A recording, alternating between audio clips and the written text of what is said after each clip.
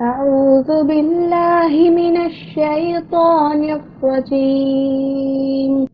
وقال نسوة في المدينة امرأة العزيز تراود فتاها عن نفسه قد شغفها حبا إنا لنراها في ضلال مبين.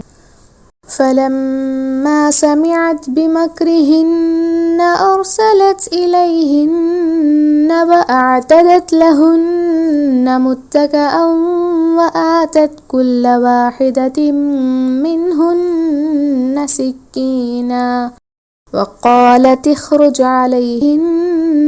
فلما رأينه أكبرنه وقطعن أيديهن وقلن حاش لله ما هذا بشرا إن هذا إلا ملك كريم.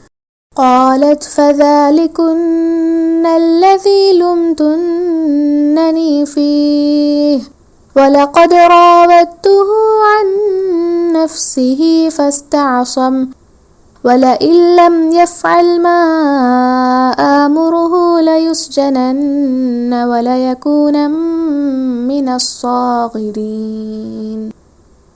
قال رب السجن أحب إلي مما يدعونني إليه وإلا تصرف عني كيدهن أصب إليهن وأكن من الجاهلين.